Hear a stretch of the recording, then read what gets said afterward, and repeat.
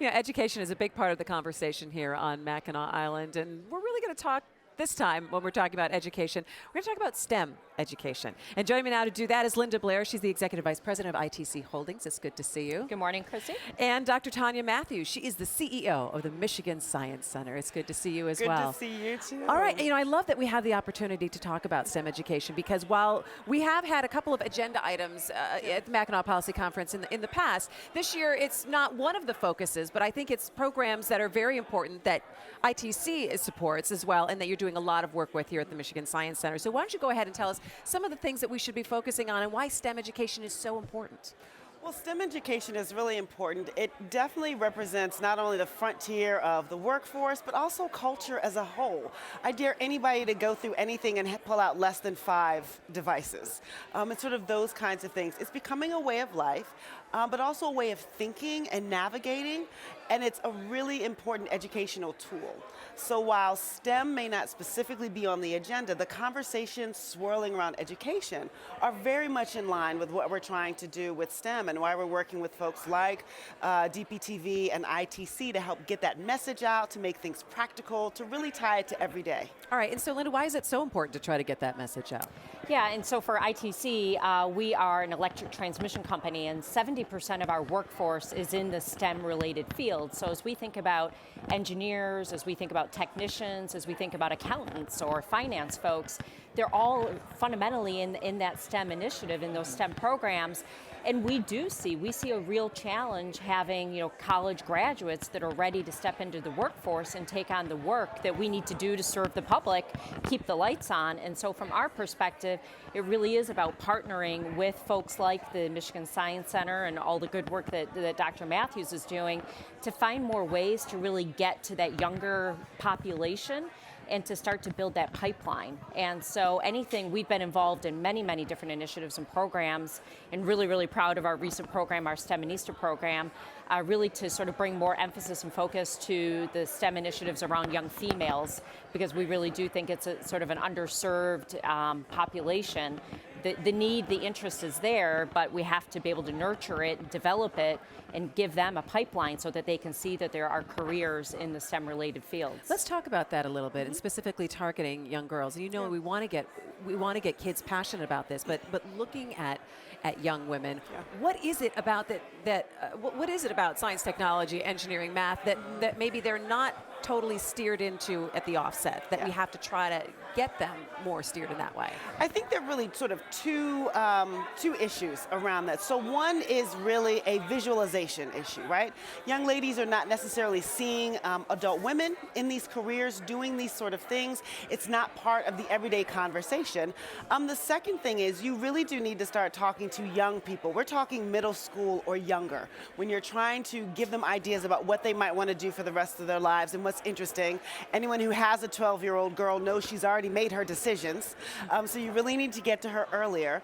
But young ladies are also very big on why. So if a young lady is interested in fashion, she may not relate that to STEM. If you have a conversation with her, though, about materials and advanced manufacturing, and say she loves the planet, so ecologically conscious fashion design, or she may be interested in medicine or building or architecture, or as a matter of fact, the young lady may have a thing about cars. And so I think talking more about why and what you can do with STEM and as a problem-solving tool has a lot of influence in the way we talk to young ladies.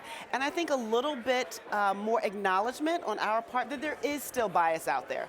There are still some stereotypes. And to prepare the young ladies for those conversations and tell them they don't really have to be a part of that version of the conversation. They can make their own choices. Linda, what's been your experience in that? Yeah, I think our experience has been, because obviously as we go into universities and colleges to recruit, particularly engineers, electrical engineers, there really are, it's a much smaller population of females by which to recruit from. And, I think our experiences, it goes back a little bit to what Dr. Matthews said, is that, I don't think there's a lot of visibility sort of long term for females to know and to understand sort of what a STEM-related career might look like. They may not have that at home, right, where they have that mom who is an engineer or a mom who's in a math-related field. And so from our perspective, we have to find more ways in which to engage sort of with females for them to really see and understand that there are careers here, and these are great careers, these are great paying careers, but they have to understand it. And I think, you know, in sort of those formidable development ages of young women, I have teenage daughters myself, and they're much more interested in their social life than they are about, you know, STEM-related activities. The phone down, I say. Yes. I have a 12-year-old daughter. I know what you're saying. Yeah, and so I think it really is that you have to find that way to engage them and connect them, and they have to understand and see, look, this is a viable career path and option for me, and we as corporate citizens, as employers, have to find as many ways as we can to nurture that and engage that and give them more and more opportunities so that they stay within the STEM-related fields and activities. All right, so I want to hear now about the STEMinista program that you have. Tell me about that. So the STEMinista project is the Michigan Science Center's big initiative to support young ladies in their interest in STEM. So we are targeting 4th through 8th grade young ladies, but we've got lots of partners. Those that work with young ladies and those that work with STEM, so that we can catch them early and also know where we're sending them once they graduate. So of course we've got programs, but a really big component is the role model database. So as Linda was mentioning, having the young ladies have the opportunity to see all these different women in all these different careers is a big part of the program.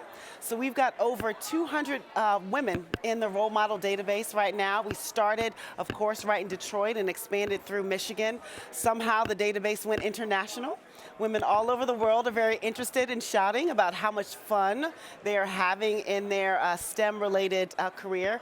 And we're going to be doing a lot of research to look at the way that our programs are changing or maintaining or helping our young ladies' attitudes about having a career in STEM.